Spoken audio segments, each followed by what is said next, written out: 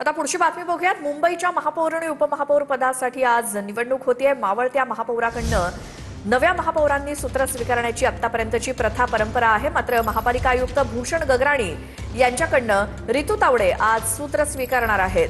दरम्यान काल ठाकरेंच्या शिवसेनेच्या सर्व नगरसेवकांची मातोश्रीवरती बैठक पार पडली। महापालिकेची परंपरा काय सांगते तो मुद्दा सभागृहात मांडा, प्रथा मोडली जात असल्याचं मुंबईकरांच्या निदर्शनास आणून द्या, असं ठाकरेंनी बैठकीत सांगितलं। बैठकीमध्ये उद्धव ठाकरे यांनी नगरसेवकांना तसे आदेश दिलेत। दुसरीकडे आम्ही नियमानुसार सगळं करतोय असं रितू तावडे यांनी म्हटलं। मावळत्या महापौरांनी खरं तर नवीन जे महापौर असतात त्यांना पदभार द्यायचा असतो, पण या ठिकाणी ती परंपरा आपल्याला पाळताना पाहायला मिळत नाहीये।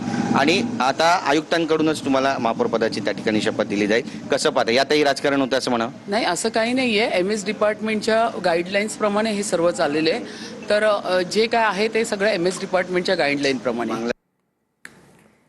आणि आता पुढची बातमी बघूया ती म्हणजे मुंबई महानगरपालिकेमध्ये आज महापौर आणि उपमहापौर पदाची अधिकृत घोषणा होणार आहे।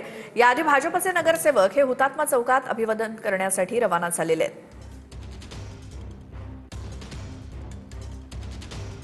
भाजपचे सर्व नगरसेवक हे महापौर आणि उपमहापौर पदाच्या निवडीच्या आधी हुतात्मा चौकामध्ये अभिवादन करण्यासाठी दाखल झाले, रवाना झाले।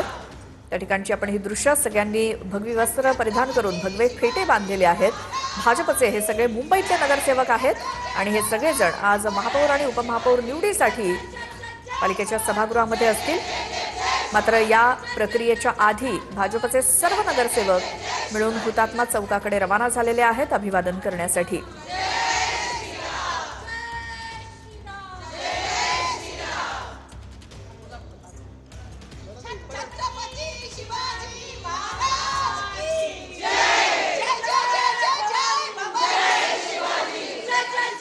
मुंबईत जवळपास 44 वर्षानंतर पहिल्यांदाच भाजपचा महापौर विराजमान होतोय आणि अत्यंत उत्साहाचं आनंदाचं वातावरण आहे। मी सध्या भाजपच्या त्या बसमध्ये आहे जी बस आता अवघ्या काही वेळामध्ये हुतात्मा चौकामध्ये जाणार आहेत आणि सर्व भाजपच्या ज्या नगरसेवक आहेत ते या बसमध्ये आहेत आणि आपण एक एक करून या सगळ्यांची बातचीत करणार आहोत। देकरताई, तुम्ही सुद्धा गेल्या अनेक वर्षांपासून या ठिकाणी मेहनत करताय, काय भावना आहेत तुमच्या?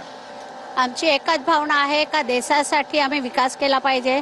तसंच मोदीजींनी जसा देशाचा विकास केला तसा मुंबई महानगरपालिकाचा आतापर्यंत जे भ्रष्टाचार होत होता तो मुक्त करून विकास करायला पाहिजे। खूपच अभिमान वाटतं की आज भगवा झेंडा महापालिकेवर फडकणार आहे आणि मुंबईकरांनी जे कॉल दिला आहे, विकासाला कॉल दिला आहे, त्या कॉलला आम्ही पूर्णपणे सगळं नगरसेवक मिळून पूर्ण करणार। जी मुंबई थांबली होती कुठेतरी ती आता जोरात चालेल, कारण भारतीय जनता पार्टीचा महापौर आज इथे विराजमान होतोय, महायुतीचा महापौर विराजमान होतोय।